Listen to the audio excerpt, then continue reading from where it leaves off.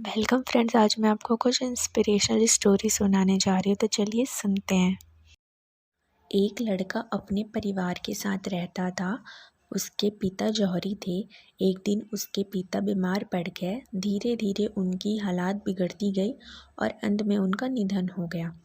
पिता के निधन के बाद परिवार का आर्थिक संकट आ गया। ऐसे में माँ ने घर चलाने के लिए बेटे को अपना एक कीमती हार दिया और कहा कि इसे अपने चाचा की दुकान पर दिखा देना। वे भी एक जौहरी थे। इसे बेचकर जो पैसे मिलेंगे वह ले आना। लड़के ने अपने चाचा को जब यह हार दिखाया तो चाचा ने हार को अच्छे से देखा और कहा कि अभी बाज़ार बहुत मंदा है, इसे थोड़ा रुक कर बेचना तो अच्छा दाम मिल जाएंगे। फ़िलहाल तो तुम मेरी दुकान पर नौकरी कर लो, वैसे भी मुझे एक भरोसेमंद लड़के की ज़रूरत है।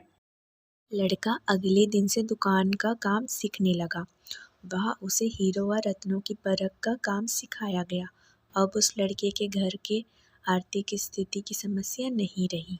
धीरे धीरे रत्नों की परख में उसका यश दूर दराज के शहरों तक फैलने लगा। दूर दूर से लोग उसके पास अपने गहनों की परख करवाने आने लगे। एक बार उसके चाचा ने उसे बुलाया और कहा कि जो हार तुम बेचना चाहते थे उसे अब ले आओ। लड़के ने घर जाकर माँ का हार जैसे ही हाथ में लेकर गया, गौर से देखा तो पाया कि वह हार तो नकली है।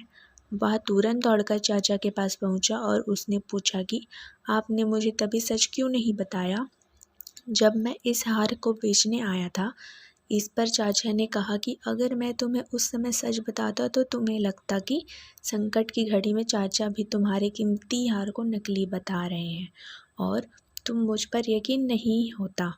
लेकिन आज जब तुम्हें खुद ही गहनों की परखने का ज्ञान हो गया है तो अब तुम खुद असली नकली की पहचान कर सकते हो। Moral of the story is कि हर इंसान आपको गलत समय पे धोखा नहीं